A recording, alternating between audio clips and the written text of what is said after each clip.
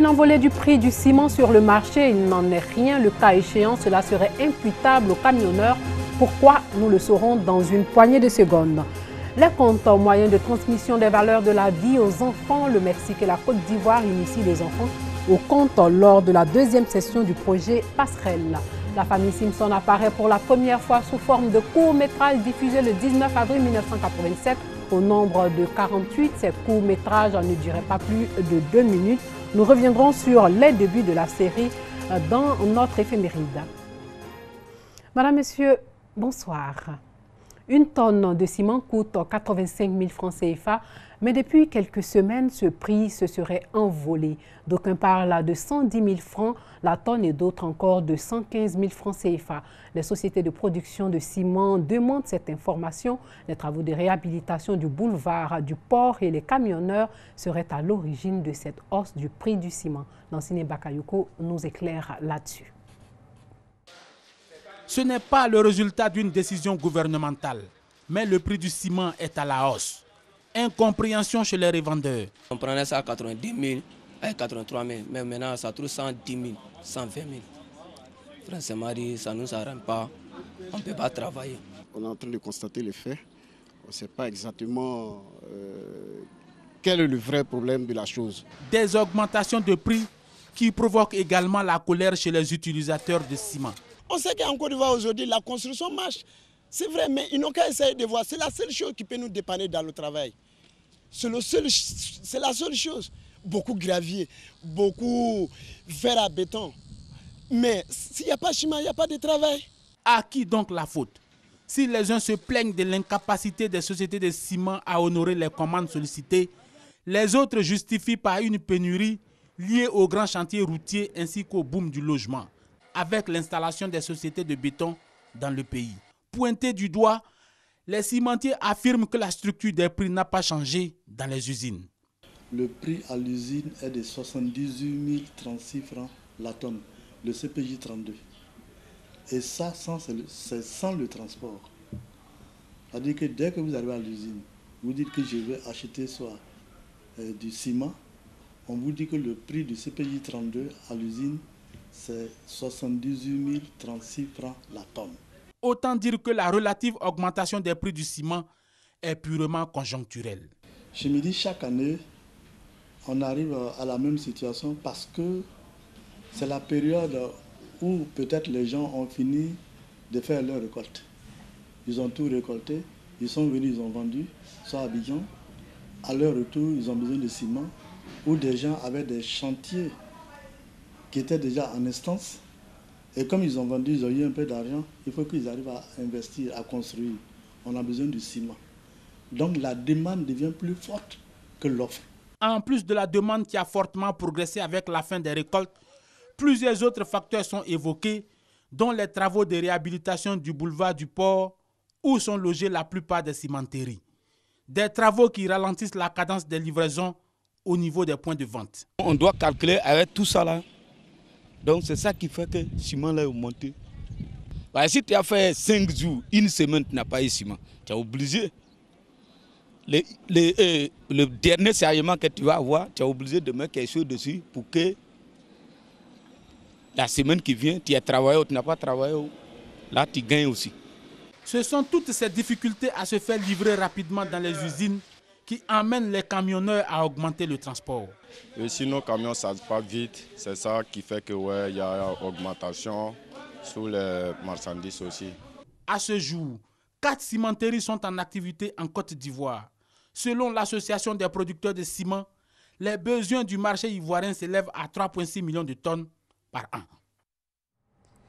La gestion des services techniques au cœur des actions des collectivités territoriales, l'assainissement du cadre de vie des populations par la réalisation de projets leur incombe aussi des collectivités locales qui ont décidé de partager leurs expériences pour contenter les populations. Le reportage de Thomas Guissambi. Entretenir et valoriser le patrimoine communal ou régional, ce qui passe par l'assainissement, l'entretien des bâtiments, des voiries, de l'éclairage et des espaces verts, la liste n'est pas exhaustive, sont là quelques-unes des missions assignées aux services techniques des collectivités locales. À ces missions, il faut sans doute ajouter aussi les commandes et réalisations d'études et de travaux, mais surtout la tâche de conseil auprès des élus locaux. Si hier, chaque technicien agissait de façon isolée dans son périmètre, l'heure est aujourd'hui à la mutualisation des énergies et des intelligences pour un plus grand bonheur des cités. La direction des services techniques est la cheville ouvrière de l'appareil municipal. Un projet qui est bien mené, qui voit son terme, c'est le conseil municipal qui est gagnant. C'est le maire qui va porter devant ses populations ce projet dont il va être fier. Le maire gagne, les populations gagnent avec des projets qui sont réalisés avec des normes. Désormais en réseau, les directeurs et chefs de services techniques des collectivités ivoiriennes semblent impulser une dynamique nouvelle qui devrait étendre sa toile à l'échelle continentale. Du 1er au 4 mai prochain, nous allons nous réunir ici à Abidjan. Mettre un réseau africain des directeurs et chefs de services techniques des collectivités nous apparaît important. De même, localement, nous voulons échanger d'expériences. Il est bon que sur le plan africain, nous ayons également aussi des pratiques de nos collègues ailleurs. Si le travail des services techniques désormais en réseau est quelque chose de salutaire, les cités ivoiriennes et africaines, elles, attendent sans doute de bénéficier de nouveaux visages enviables et la réduction des disparités entre elles. Sachez que le gouvernement ivoirien annonce la gratuité des soins du paludisme simple pour toutes les tranches d'âge dans les structures sanitaires publiques. Et puis un prix a été décerné à la meilleure administration de gestion des archives archivées, un enjeu professionnel et un enjeu de mémoire qui a un triple intérêt. La conservation des archives se fait sur le plan administratif, juridique et historique dans la préservation de la mémoire des actions menées par les services et établissements publics. Et c'est l'Association des jeunes archivistes de Côte d'Ivoire qui a initié ce prix. Il est à sa première édition. Thomas Guissambi. L'archivistique est la science qui régit les principes et les techniques relatifs à la gestion des archives. Cette science peut utiliser dans les administrations à pour conséquence immédiate la perte de certains documents importants. Pour donner plus de visibilité à l'archivistique et susciter chez les chefs d'entreprise un engouement pour la gestion de l'information documentaire, l'Association des jeunes archivistes de Côte d'Ivoire initie un prix d'excellence de la meilleure administration de gestion des archives. Amener tous les Ivoiriens à comprendre l'archivistique, amener tous les Ivoiriens à la sauvegarde de la mémoire collective et individuelle. Et c'est à la MATCA, mutuelle d'assurance des taxicompteurs d'Abidjan, qu'échoua la Palme d'Or pour cette première édition. Elle a été choisie par le comité scientifique de ce prix pour la place de choix qu'elle accorde aux archives dans sa gestion. Nous sommes engagés dans une démarche qualité et cette démarche allait obligatoirement avec l'organisation des archives. Donc il fallait donner le meilleur de soi-même et c'est ce que nous avons fait. C'est ce qui a fait de nous aujourd'hui le lauréat de ce prix. Créée en novembre 2008, l'Association des jeunes archivistes de Côte d'Ivoire, AJACI, regroupe l'ensemble des professionnels qui œuvrent dans le monde des archives au sein des services de l'État, des collectivités territoriales, des institutions et autres entreprises publiques et privées. Respecter et protéger l'environnement aboutit à une meilleure récolte par l'amélioration de la production. La protection de l'environnement, c'est aussi adopter de bonnes pratiques culturelles. À Agboville, des centaines de producteurs de café cacao ont été sensibilisés lors de la caravane des journées paysannes. L'idée les a menés à œuvrer pour des normes de travail responsables dans la production de cacao. Mamadou Kouassi nous explique comment les choses se sont déroulées là-bas. Du village d'Anono à Aboudé-Mandeke, en passant par Wani et plusieurs autres localités, la caravane des journées paysannes poursuit le tour du département d'Agboville pour sensibiliser les centaines de producteurs de café et de cacao aux bonnes pratiques agricoles en vue d'améliorer leur productivité. L'étape d'Aboudé, chef-lieu de la sous-préfecture du même nom, a été l'occasion d'inciter les apprenants issus des champs écoles et des différentes coopératives agricoles à œuvrer pour des normes de travail responsables dans la production de cacao. Ainsi, sous la conduite des animateurs et formateurs de l'ANADER, Les auditeurs ont été instruits au moyen des sketchs sur les thèmes relatifs au travail, au trafic des enfants, sur l'importance de l'éducation des enfants, sur le genre, notamment l'égalité des droits et l'opportunité des femmes dans la cacaoculture. La santé familiale à travers la connaissance du VIH/SIDA et le paludisme était également au programme. Saluons l'initiative qui vient renforcer les capacités des paysans.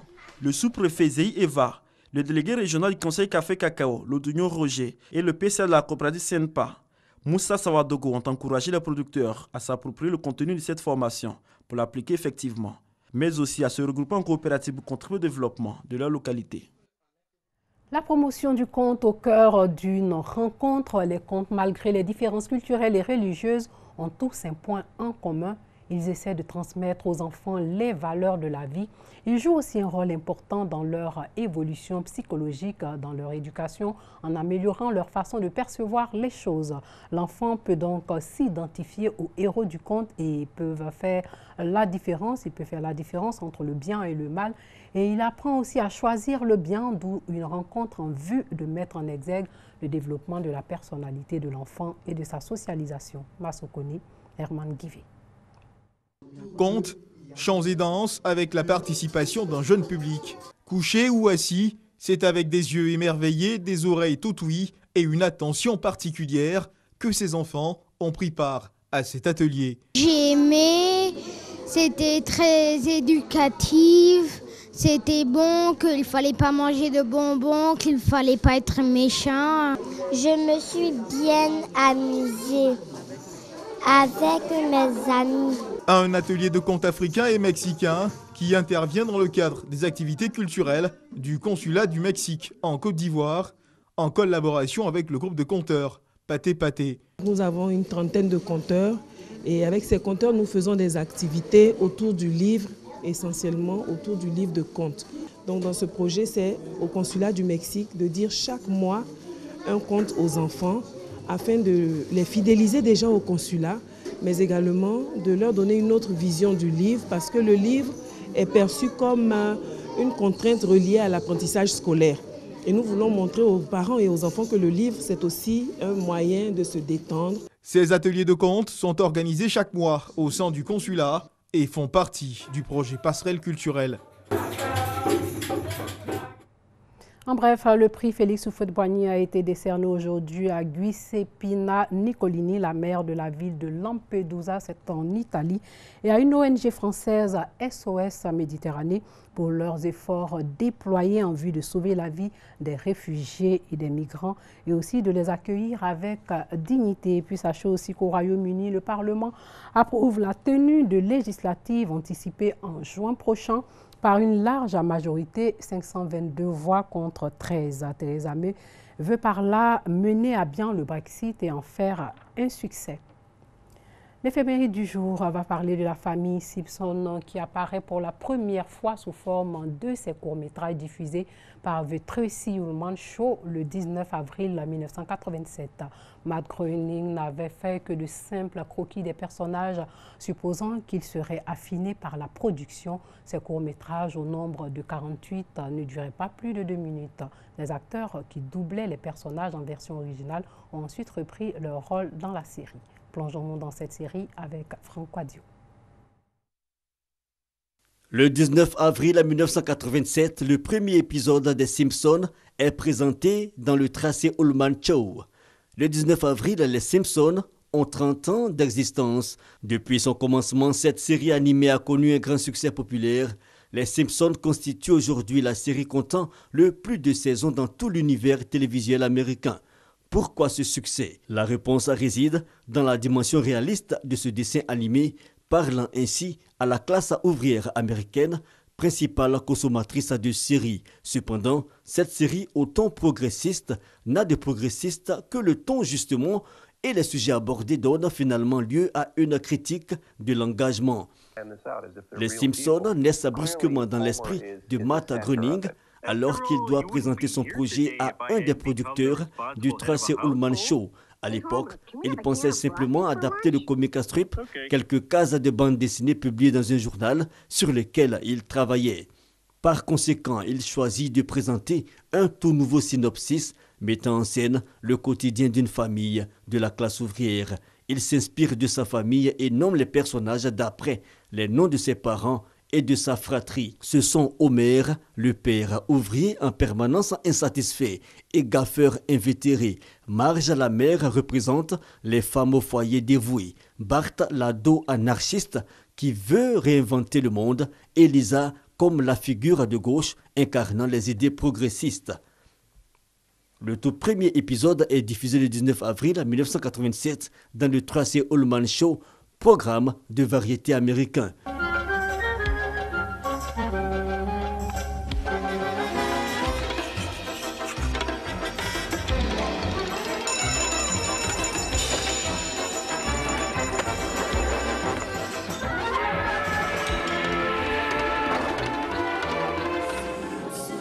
Les épisodes ne duraient alors que quelques minutes et consistaient en une série de mini-sketchs.